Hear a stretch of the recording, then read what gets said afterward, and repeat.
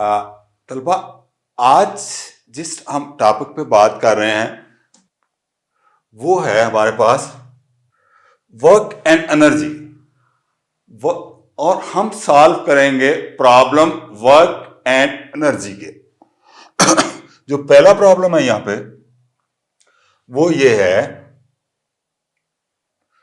ये है a man pull a bag along the ground. एक आदमी है जो कि एक बैग को पुल कर रहा है along the ground with a force, और जो फोर्स जो अप्लाई कर रहा है उस पे जो फोर्स अप्लाई कर रहा है वो है हमारे पास उसके 80 न्यूटन एट द एंगल, और जो एंगल होगा वो 30 डिग्री। एंगल कितना है हमारा? ये 30 डिग्री फ्रॉम द ग्राउंड से 30 डिग्री का एंगल बन रहा है। How much work done the man doing the pulling the bag 10 metre, और जो डिस्टेंस है वो 10 मीटर जो है वो कवर करेगा। प्रॉब्लम को फिर समझने की कोशिश करें। A man pull a bag along the ground with a force of 80 newton at the angle of 30 degree from the ground. How much work done the man in pulling the ground. तो ये हमारे पास जो है हमारे पास ये data है। अब हमने देखना है यहां पे कि गिवन डाटा हमें क्या है। गिवन डाटा वो हम यहां पे देख रहे हैं। तो जो पहली बात है, जो फोर्स है वो हमें दी गई 80 न्यूटन। एफ जो है वो हमें 80 न्यूटन दे दी गई है। ठीक। From the ground how much work done, हमने वर्क मालूम करना है। हाउ मच वर्क डन जो है वो हमने मालूम करना है। वर्क डन ये हो गया। अब जो एंगल थीटा है हमारे पास वो है 30 डिग्री। एंगल हमारे पास 30 डिग्री है। और इसके बाद जो डिस्टेंस तय किया है वो है 10 मीटर, और एस जो है वो हमारे पास यहां पे 10 मीटर है। 10 मीटर फासला हमारे पास 10 है। अब हम जानते हैं कि हमें पता है कि वर्क जो है वर्क वो बराबर उसका फॉर्मूला है एफ डॉट एस। अब हम क्या करेंगे, और इसको हम लिखते हैं एफ एस कॉस थीटा। आपको पता कि एफ डॉट एस जो है वो क्रॉस प्रोडक्ट है, इसलिए F dot S cos theta ये आ जाएगा। इसके बाद हम देखेंगे एफ जो है हमारे पास वो 80 न्यूटन है, और एस जो है वो हमारे पास 10 है, और कॉस जो है वो दिया हुआ है 30 डिग्री ये चीज। और हम ये भी जानते हैं कि cos 30 की जो वैल्यू है, cos 30 डिग्री की वैल्यू अगर आप इसको टेबल में देखें तो 0 पॉइंट कितनी है, हम कैलकुलेटर से इसको कर सकते हैं। वो है हमारे पास 0.866। आप साइंटिफिक कैलकुलेटर इस्तेमाल करें और वैल्यू निकाल सकते हैं यहां पे। What's value of cos 30 degree? According to Byju's, cos 30 degrees equals square root 3 halves is an irrational number and equals to 0.8660254037. Therefore, the exact value of cos 30 degrees is written as 0.8660 approximately. तो आपने देखा कि cos 30 की जो value दी गई है हमें, वो हमें दे दी गई है 0. अब ये 80 यानी 80 मल्टीप्लाई 10 मल्टीप्लाई cos 30 की वैल्यू 0.866। अब हमने क्या करना है, अब हम इन तीनों को मल्टीप्लाई कर देते हैं। 80 मल्टीप्लाई 10 मल्टीप्लाई 0.88। तो ये अब हम इनको मल्टीप्लाई करेंगे। आप अपना मोबाइल यूज कर सकते हैं, कैलकुलेटर यूज कर सकते हैं और आप इसकी वैल्यू निकाल सकते हैं। तो हम कैलकुलेटर यूज कर रहे हैं। तो आपने देखा कि 80 मल्टीप्लाई 10 मल्टीप्लाई 0.866। तो ये हमारे पास जो वैल्यू आ रही है वो हमारे पास आ रही है 6। हमारे पास इसका आंसर आ रहा है जो वो है 692.8। और हम इसको वर्क को लिख सकते हैं। हमारा वर्क डन जो है W वो हमारे पास आ जाएगा 6, 9, इसको 3 बढ़ा देते हैं, ये इतने जूल्स, ये जूल्स में हम ले लें। ये हमने वैल्यू निकाली, ठीक है। अब हमने देखा कि 693 जूल जो है वो वैल्यू वो हमने निकाली। तो अब इस प्रॉब्लम को थोड़ा सा और आप देखिए कि यहां पे हम देखते हैं, हमें गिवन डाटा था 80, हमने वो फोर्स जो है वो हमें दे दी गई। उसके बाद वर्क डन जो एंगल थीटा है वो हमें दे दिया गया और ये तीनों दे दी गई है। उसका हम जानते हैं कि एफ एस cos थीटा, हम इनको मल्टीप्लाई करेंगे हमारे पास ये आंसर आ जाएगा। और cos थीटा की वैल्यू आप जो है आप जो साइन cos tan ट्रिग्नोमेट्री का टेबल है उससे भी आप देख सकते हैं, आप कैलकुलेटर से भी देख सकते हैं और बाज़ दफा एग्जाम में आपको ये वैल्यू दी होती है। तो इस तरह आप ये वैल्यू मालूम कर सकते हैं। तो उम्मीद है कि आप ये प्रॉब्लम समझ चुके होंगे। इसके बाद अब जाते हैं हम प्रॉब्लम नंबर 2 पे। प्रॉब्लम नंबर 2 जो है उसकी स्टेटमेंट कुछ इस तरह है, ए 4 cart is pushed up on the inclined plane। एक inclined plane है ये, अब जाने एक inclined plane है, is pushed up the surface। How much work does the pushing force when the cart move up? cart जो है move up होता है at the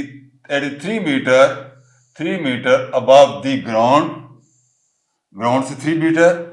fraction is neglected, और इसकी जो फ्रैक्शन है वो हमने यहां पे नेग्लेक्ट करते हैं। हम फ्रैक्शन को जो ये है ना ये हम नेग्लेक्ट कर देते हैं।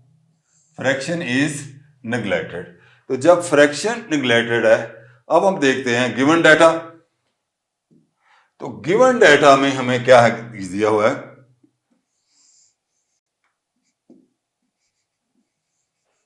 Given data.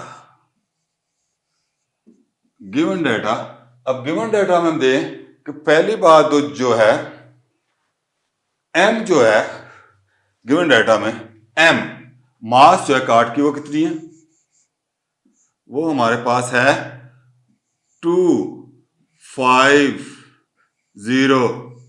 kg। ये दिए incline.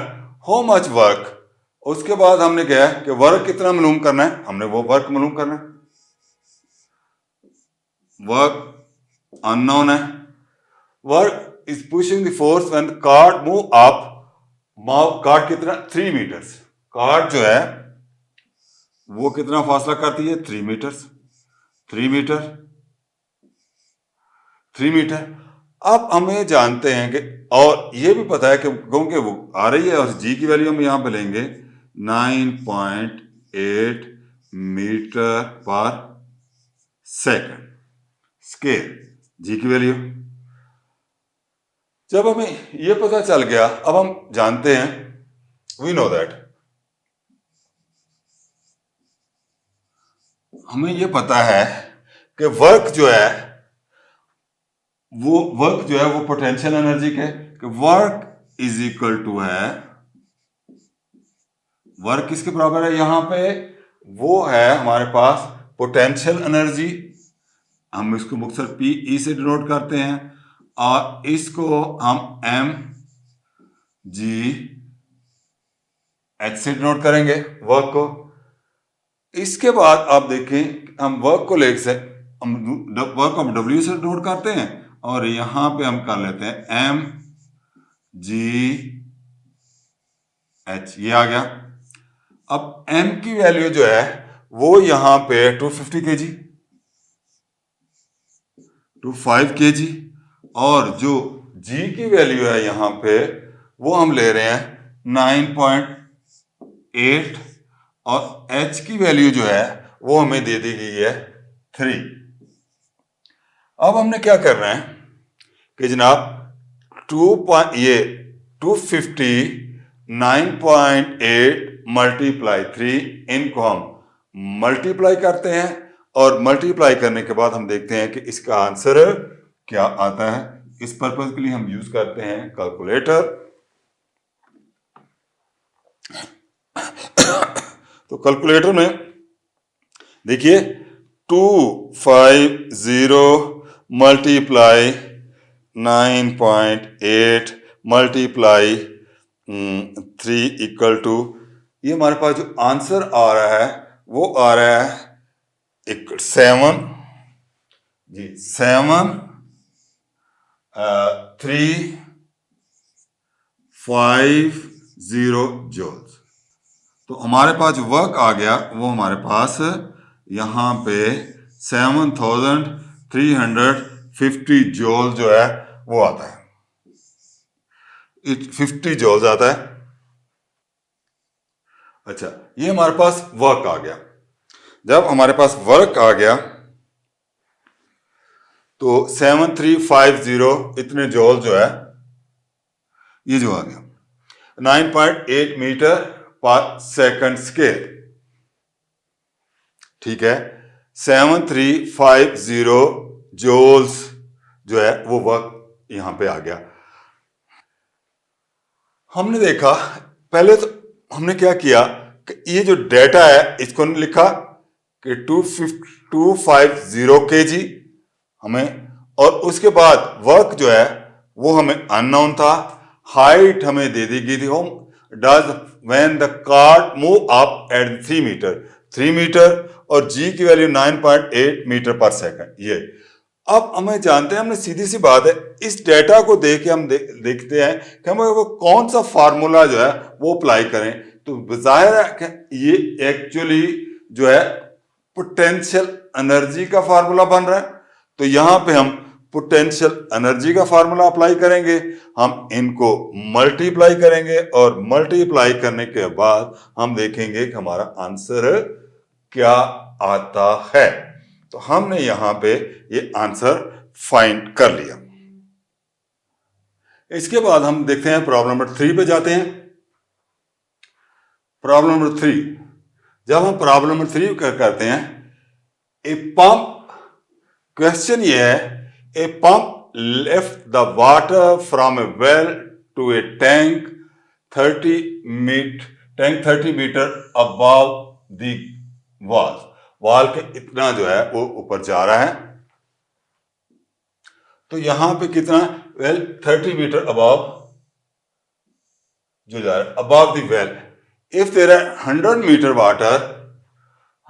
Metre water store in the tank में से, there how much work against the gravity is done by pump ने कितनी डेंसिटी ऑफ वाटर इज, जो डेंसिटी हमें दे दी गई है वाटर की वो हमें दे दी गई है यहां पे,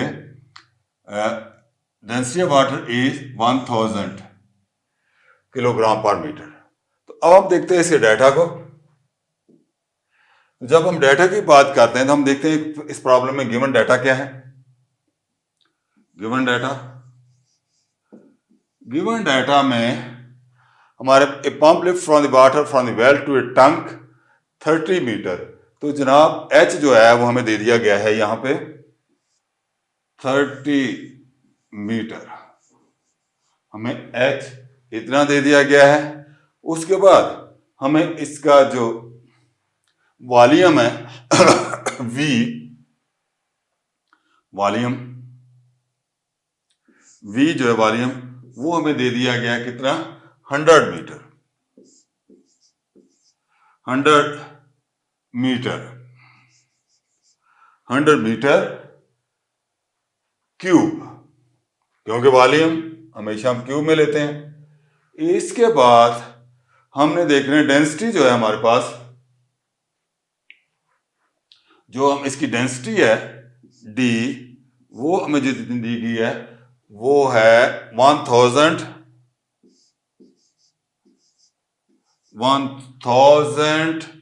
केजी पर मीटर क्यूब, ये हमें डेंसिटी दे दी गई है।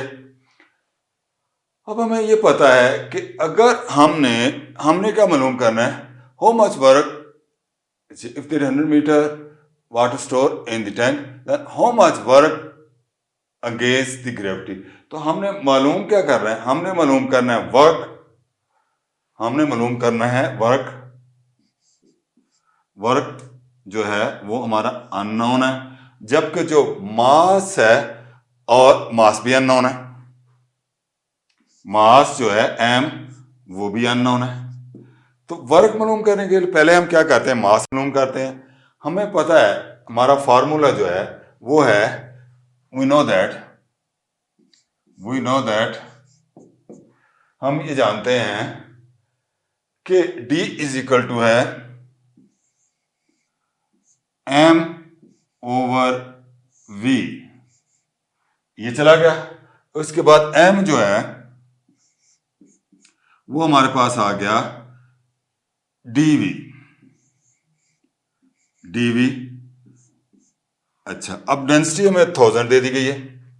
उसके बाद जो वॉल्यूम जो है वो हमें 100 दे दिया गया। अच्छा, अब हमने क्या, अब जब हमने ये मालूम करना है तो हम कहेंगे 0 0 0 0 0 m, इतने केजी, इतनी मास दे दी गई है हमें, ठीक है, इतने केजी।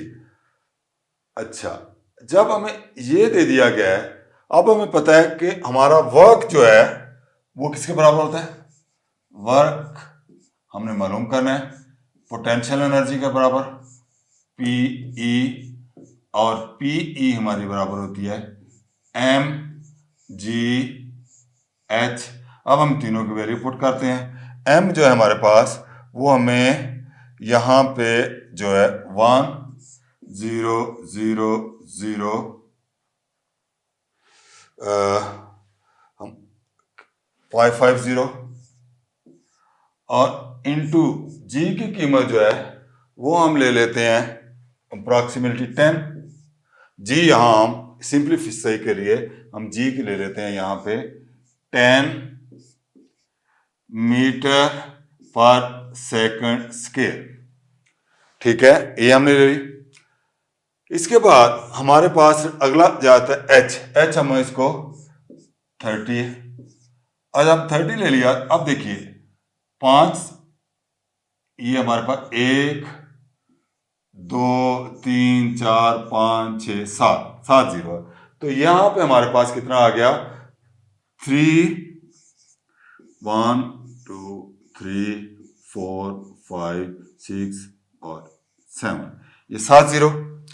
अब हमने क्या करना है वर्क, हम इसको हमने अपना प्रॉब्लम सॉल्व कर लिया है, लेकिन अब हम क्या करेंगे कि यहाँ पे हमारा ये कल है कि हम इसको साइंटिफिक नोटेशंस में लिखते हैं। तो जब हम इसको साइंटिफिक नोटेशन में लिखेंगे तो जनाब ये 1 2 3 4 5 6 7, तो 3 इंटू 10⁻⁷ जो है वो इतने जॉल्स, इतने जॉल्स हमारे पास भाग गए, तो हमारे पास हम क्या कहेंगे, हम work against the gravity is, तो जो हमारे पास आंसर आ जाएगा कि work against gravity is 3 into 10⁻⁷ joules. Work against gravity is 3 into 10⁻⁷ joules. ये इतनी आ गई, ये हमने कर लिया। अब हम निकाले गिवन डाटा, H हमारे पास इतना आ गया, V हमारे पास इतना आ गया। अब हम देखते हैं कि गिवन डाटा H हमारे पास 300 जो 30 मीटर आ गया, ये हमारे पास आ गया 30, H हमारे पास 30 आ गया। इसके बाद हमने देखना है कि हमारे पास H हमारा ये 30 आ गया, यहां पे V हमारा ये आ गया। अब D हमारे पास 1000 मीटर पर ये चीज आ गई। वर्क हमने मालूम करना था, मास मालूम करनी थी और G की वैल्यू मालूम करनी थी। जब तीनों, तो हम जानते हैं कि D is equal to M/V, M is equal to DV। हम यहाँ पे वैल्यू पुट करके पहले हम वर्क अगेंस्ट ग्रेविटी ये फाइंड कर लेंगे। इसके बाद वर्क इज इक्वल टू है PE is equal to mgh, इसमें हम वैल्यू पुट कर लेंगे और वैल्यू पुट करने के बाद ये हमारे पास जो है हमारा वर्क जो है उसका फार्मूला आ जाएगा। तो वर्क ये हमने फाइंड कर लिया, ये, और दूसरा हमने ये फाइंड कर लिया जो पहले मास थी। तो ये हमारे पास इसके आंसर आ गए। तो तलबा, आप उम्मीद है कि आप इस तरह स्टेप बाय स्टेप जो प्रॉब्लम है उससे आसानी से समझ आएंगे, और उम्मीद है कि आप जब भी प्रॉब्लम करेंगे इन स्टेप्स को मद्देनजर रखेंगे। और मैं फिर रिपीट कर देता हूं कि ये स्टेप्स क्या हैं। सबसे पहले आपने क्वेश्चन की स्टेटमेंट को गौर से पढ़ना है, उसके बाद आपने देखना है कि आपको गिवन वैल्यू कौन सी है वो आप लिख लीजिए, और कौन सी वैल्यू जो है वो अननोन है। और हमेशा अननोन वैल्यू जो है वो अगर कहीं WH लिख के वर्ड्स लिखे जो है जैसे व्हाट, हाउ मच, तो वो वहां पे आपने वो चीज मालूम करनी होती है। तो जब वो चीज मालूम, उसके सामने आपने क्वेश्चन मार्क लगाना होता है। फिर आप देखें कि जब आपको डाटा का पता चल जाए तो डाटा का मतलब कि वो कौन सा फार्मूला इस डेटा को नजर रखते हुए लगाएं। तो पहले मास मालूम करने के लिए हमारे पास है DMV, वो लगाया हमने, मास मालूम कर ली। अब मास मालूम कर ली तो आपको पता है वर्क डन जो है अगेंस्ट है वो पोटेंशियल एनर्जी के बराबर होता है। हम पोटेंशियल एनर्जी का फार्मूला अप्लाई करेंगे, और वो फार्मूला अप्लाई करने के बाद हम उसमें कैलकुलेट करेंगे और देखेंगे कि इसका आंसर क्या आता है। जो आंसर आएगा वही लिख देंगे। प्रॉब्लम को अपने ऊपर बोझ न समझें, इसको इजीली और सिस्टमेटिक तरीके से सॉल्व करें। Thank you very much.